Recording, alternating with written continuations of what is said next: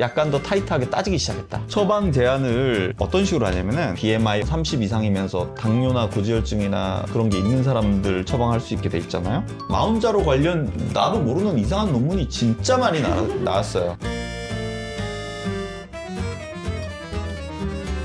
근데 진짜 그래요? 중간 뭐 이런 이슈가 있어요? 아니요, 없어요. 뭘 근거로 하는지. 나는 이걸 보고 내가 되게 황당했는데 그래서 내가 바로 검색했잖아. 처방 제한을 어떤 식으로 하냐면은 나라에서 가이드가 날라와요. BMI 30 이상이면서 또는 27 이상이면서 당뇨나 고지혈증이나 그런 게 있는 사람들 처방할 수 있게 돼 있잖아요. 그러니까 병용 금기 이런 거 잡아내는 거예요. DUR이라는 게 있어. DUR. 우리나라는 건강보험 약을 처방 낼 적에 다른 병원에서 중복 처방을 받았는지 심각한 부작용이 있는지 이런 거를 전산으로 다 연결이 돼 있으니까 내가 딱 처방을 내면 자동으로 연결해가지고 그걸 검증을 해줘요. 그래서 딴 병원에서 처방받고 나한테로 와도 워닝 사인이 들어가야 된다 그러면 워닝 사인이 뜨고 중복 처방 받았다 그러면 중복 처방 받았다고 떠요. 그래서 그 마운자로 처방하면 또 요즘 떠요. 옛날엔 안 떴는데 신경 안 쓰고 처방할 수 있었는데 근데 그게 약간 본격적인 규제하기 전 단계? 왜냐하면 오남용이 워낙 심해지니까 오남용 때문에 나는 심각하게 뭐 큰일 났다는 얘기는 못 들어봤는데 이제 나라에서 못하게 하겠다의 전 단계 지금 약간 더 타이트하게 따지기 시작했다. 예전에는 그냥 막 처방해도 신경도 안 썼는데 요즘은 이제 그걸 들여다보겠다. 나라에서 그런 의도를 내비친 거지. 그러니까 어느 순간은 BMI 키 몸무게를 제대로 입력해갖고 관련 데이터를 제시를 하지 않으면 처방을 못하게 어느 순간 하려고 하겠죠. 왜냐하면 나라는 규제하는 게 권력이니까. 그런 걸 좋아하거든.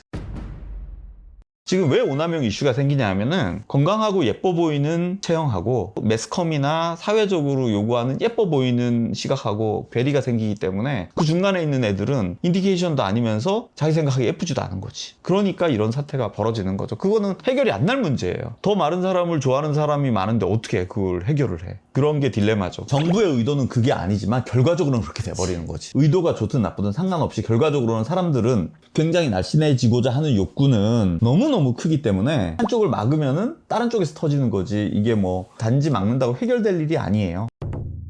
당뇨약이라고 거짓 기록해서 보험금을 받는 병원들 진짜 있어요, 이걸? 똑같은 약이어도 당뇨 치료 목적으로 나온 거랑 이름이 달라요. 마운자로도 다른 이름이 있잖아. 이제 트루리시티라는 약이 있어요. 비슷한 성분이에요. 그거는 보험 적용이 돼요. 건강보험 그 가이드라인에 맞으면. 그렇게 해서 하기도 하고 우리나라는 지금 실비가 해준다는 데도 있고 안 해준다는 데도 있고 막 이슈가 많거든요. 근데 진짜 BMI가 30 이상이야. 그럼 많이 뚱뚱한 거잖아. 그럼 내가 지금 BMI가 30이 되려면은 90kg가 되면은 내가 BMI 30이거든. 그러니까 이 정도 되면 정말 뚱뚱하잖아, 내 키에. 그런 사람들은 사실은 사회적인 비용이 더 든다는 거지. 그런 사람들을 그냥 놔두는 것보다는 사회적으로 보험을 지급해서라도 낮춰놓는 게 사회적으로는 더 비용이 덜 드는다는 건데 이제 건강보험에서가 아니라 사보험, 그러니까 우리가 무슨 삼성생명이나 현대해상이나 뭐 이런 데서 사보험, 의료실비보험 있잖아요. 네. 그런 것들에서 일부 해주나 뭐 난 해줬다는 얘기는 못 들어봤는데 가이드라인에만 맞으면은 안 해줄 사안은 아니라는 거지. 그렇게 되면 되게 복잡해져요. 왜냐하면 우리나라 약가 체계가 똑같은 약이어도 건강보험 적용했을 때 수가하고 일반 약으로 팔 때 약값하고 다 달라요. 그래서 거기에 되게 혼란이 와. 거기에 또 뭐가 하나 껴들었냐면은 실비보험이 껴들게 되는 거지. 그러면 이것도 안 되고 저것도 안 되는 거, 실비보험 되는 거, 건강보험 되는 거, 이렇게 똑같은 약도 약가 체계가 3개로 될 수 있는 건데 그게 완전히 자리 잡히진 않았어요, 현재. 그러면 이 상태에서 지금 혼란스러운 거예요. 누구는 해주고 누구는 안 해주고 막 이렇게 되는 거고 미국은 지금 다 돼요. 이 가이드라인 안에 들면 보험이 다 돼요. 그러니까 그래서 더 비싼 거예요. 왜냐면 자기 부담이 별로 없으니까 약가 자체가 더 비싸게 책정이 돼 있어요. 근데 만약에 이게 우리나라에 전격 도입이 돼가지고 모든 그 보험회사에서 해준다 그러면은 얘네들도 이제 좀 더 약가를 높이지 않을까? 라는 생각도 들고 당화혈색소 수치 헤모글로빈 A1C가 한 3개월 동안의 혈당의 레벨을 판단하는 기준인데 그것까지 첨부가 돼야지만 겨우겨우 제한적으로 인정을 해주고 있는 것 같은데 쉽지만은 않은 이게 다 되려면. 그러면은 지금 대학병원에서도 BMI 확인 없이 5분 진료받고 바로 처방하는 것들은 불법 처방인 거예요, 이것도? BMI 확인 없이. 불법이라기보다는 가이드라인에서 벗어난다라고. 권고사항에서 벗어나는 게 모두 불법은 아니에요. 약간 그레이 존이지, 법에. 의사의 판단하에 할 수 있는 거예요, 현재까지는. 내가 봤어요. 근데 이슈를 잘 짚어야 돼요. 의사가 나한테 처방한 건 불법이 아니에요. 지가 잔뜩 처방해서 팔아먹은 게 불법이에요. 그렇게 해야지만 증거도 안 남고 인디케이션이 아닌 사람한테 마음대로 뿌릴 수 있으니까. 나도 내가 먹을 약 내가 처방 많이 하는데 그건 불법이 아니에요. 그 다음에 그 관련 뉴스 나도 뒤져봤더니 정신과 약물, 수면제를 잔뜩 처방받은 의사가 있었어요. 그 다음에 그런 거를 정신과 치료를 굉장히 꾸준히 받는 정신과 의사가 있었어요. 그 사람이 자기 이름으로 처방한 거를 근데 소송 대법원까지 가고 이겼어요. 이 의사가. 자기가 처방하는 거는 괜찮아. 근데 그거를 어디다 팔아먹었다든지 뭐 이런 식으로 막 하는 거는 문제가 되지. 그거는 불법이에요. 그러면은 의사가 본인이 셀프 처방을 했는데 진료 기록을 미작성해가지고 그건 불법이지. 그러면 안 돼요. 그거는 제대로 처방도 기록도 남아있어야 되고 차팅도 해야 돼요. 마흔자루가 없어가지고 난리였어요. 그래서 일반인들이 그걸 사가지고 되팔기 하면서 값을 더 얹어가지고 당분으로 판 적이 있거든요. 이것도 불법이에요. 당연히 불법이지. 전문 의약품은 개인 간의 거래는 당연히 불법이에요. 의사가 처방할 수 있는 거예요. 그거는 당근도 걸려요. 남는 것도 남는 약은 버려야지. 전문 의약품 처방된 거. 그래서 나는 지금 우리 그 약봉지 있잖아요. 직원들이 뭐 약 먹다 남은 거 있으면 정체를 모르잖아요. 가지고 있지 말고 빨리 버리라 그래요. 왜냐면 엉뚱한 사람이 먹고 엉뚱한 부작용을 겪을 수가 있어요. 그리고 일반인들끼리 하다 보면은 막 용량도 안 맞는 거 막 아깝다고 맞았다가 막 난리가 나는 경우가 생기지. 12.5mg 이번에 나온 걸로 알고 있는데 그래서 사람들이 그러면 부작용도 2배씩 일어나는 거 아니냐. 밥을 라면 1개 먹었을 때랑 라면 2개 먹으면 2배 배불러요? 나 그렇게 묻고 싶어. 되게 배고픈 사람은 밥 1공기 먹고 배부르죠. 근데 2공기 먹어도 조금 부르겠죠 그냥. 근데 정말 배부른 사람이 밥 1공기를 먹었어. 그럼 배가 너무 부르겠죠. 거기 1공기를 더 먹었어. 그럼 배가 터지겠죠 거의. 그런 것처럼 2배 용량 맞았다 해서 부작용이 정확하게 2배로 정비돼서 나타나는 것은 아니고 개인 차이가 당연히 있는 거고, 그걸로도 식욕 억제가 잘 안 됐던 사람은 적당히 억제가 되는 거겠고, 이전에 맞던 걸로도 진짜 막 맨날 토할 것 같고 밥 못 먹는 사람은 2병량 맞아버리면 난리가 나는 거지. 그렇게 산술적으로 사람 몸은 기계가 아니잖아요. 다 우리 몸은 적응하게끔 돼 있어요. 개인 차이도 되게 크고. 그러면은 70대도 맞을 수 있는 거예요? 80대도 맞을 수 있죠. 자기의 제너럴 컨디션이 되게 중요한 거지. 그리고 또 요즘은 나이를 0.8을 곱하라고 하잖아요. 예전 기준으로. 0.8이 아닌 것 같아요, 요즘은. 0.7인 것 같아. 0.7로 살아요, 사람들 다. 인스타에 뭐가 뜨냐면은 2000년생 20살, 2001년생 21살. 뭐 이런 식으로 떠요. 그래, 요즘 총당 나이 다른 거 알아? 응. 강남 총담에서 재는 나이가 다르대. 나이가 달라. 2살 깎아주던데 거의.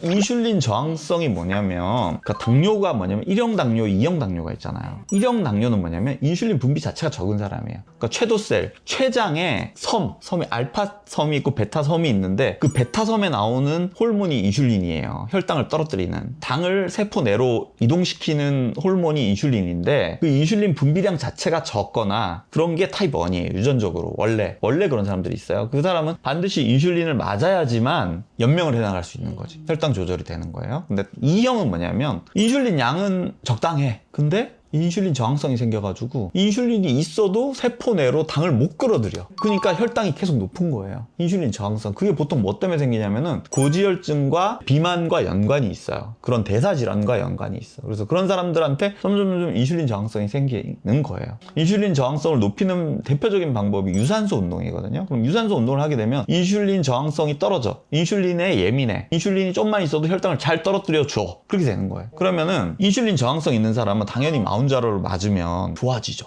그래서 당뇨가 컨트롤이 되는 거거든요. 근데 일반인들과 의사들 간의 생각의 간극이 조금 있어요. 뭐냐면 검사에서 양성과 음성의 차이는 일반인들 입장에선 all와 none이잖아요. 그죠? 이 사람은 양성, 이 사람은 음성, 너는 병, 너는 멀쩡, 이런 거잖아요. 그게 아니라 의사들이 보는 음성과 양성의 기준은 뭐냐면 병이 아닐 확률, 병이 맞을 확률이 높다 낮다, 그런 개념이에요. 굉장히. 고등학교 때 확률 통계 이런 거 배우잖아요. 분포도를 그리면 정규 분포를 이렇게 정규 분포 곡선, 그러면은 5% 이게 양성이에요. 벗어나면. 정규 분포 곡선 안에 있는 거는 정상인 거예요. 정상으로 치자예요. 그러면 보더라인에 걸린 게 있을 거 아니에요. 그러니까 당뇨도 뭐냐면 어느 날 갑자기 나 당뇨야 이렇게 되는 게 아니에요. 인슐린 저항성이 서서히 올라가다가 사람들이 정해놓은 기준 여기보다 더 높아지면은 당뇨로 하자, 이런 약속인 거예요. 고지혈증도 콜레스테롤이 점점 높아지다가 요 선부터는 고지혈증으로 하자, 밑에는 정상으로 하자. 사람들끼리 만들어 놓은 약속이에요. 이제 수치를 정하는 데는 그냥 대충 정하는 것은 아니라 여러 사람들의 데이터를 모아가지고 그때부터는 심혈관계 부작용의 확률이 높아지더라. 그러니까 우리가 말하는 말하는 양성과 음성은 의사들이 말하는 거는 너는 바보야 그러면 진짜 바보란 소리가 아니라 바보일 확률이 굉장히 높다 그런 개념인 거예요. all or none이 아니다. 인슐린 저항성도 당뇨도 특히 2형 당뇨의 경우에는 당뇨로 가는 도중인 사람이 무지하게 많은 거야. 그중에 요 선을 넘은 사람은 당뇨라고 진단을 갖다 붙이는 거예요. 개념이 그래요. 모든 검사가 다 그래요. 또 뭐가 그러냐면은 에이즈도 그래요.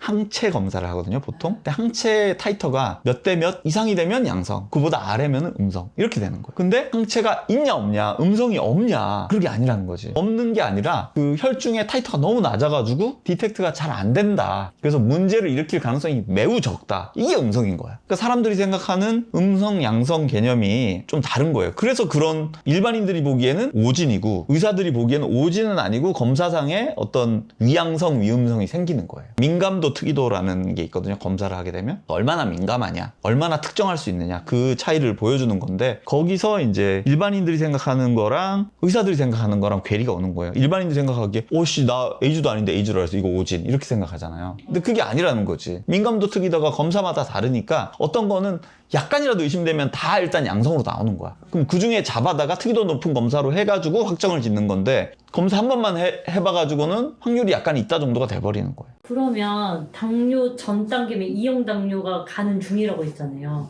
그러면은 그런 사람들도 마운자로 맞으면은 당뇨가 개선이 되는 거예요? 당연하지. 그래서 지금 마운자로 관련 나도 모르는 이상한 논문이 진짜 많이 나왔어요. 나도 검색해봐야지 알아요 지금은.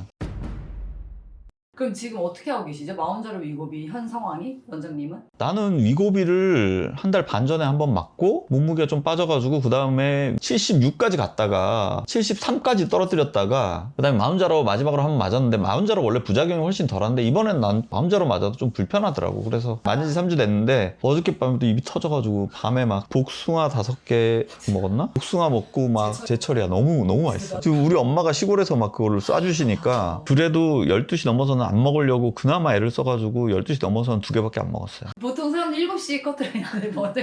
근데 내가 어저께 또 그 이센느 꽂혀가지고 새벽 4시까지 그걸 보는 바람에 그나마 내가 오늘 재봤더니 몸무게가 많이 불어나진 않았더라고. 근데 이게 속 불편해지고 우울감 오는 게 너무 좀 나는 별로여가지고 맞다 안 맞다 그럴 생각하고 있어요. 그러면 헬스는 최근에 또 언제 가셨어요? 목표는 지금 어느 정도는 됐어요. 왜냐면 팔이 안 올라갔어요. 50견 때문에. 지금 오른팔인데 오른팔 잘 올라가잖아. 80% 90% 가까이 좋아졌어요. 아니요, 인바디. 인바디는 아직 안 됐지. 택도 없지. 7월 말까지 2% 낮춘다고 하시잖아요. 체지방. 그랬구나. 헛된 공약을 내가 날렸네.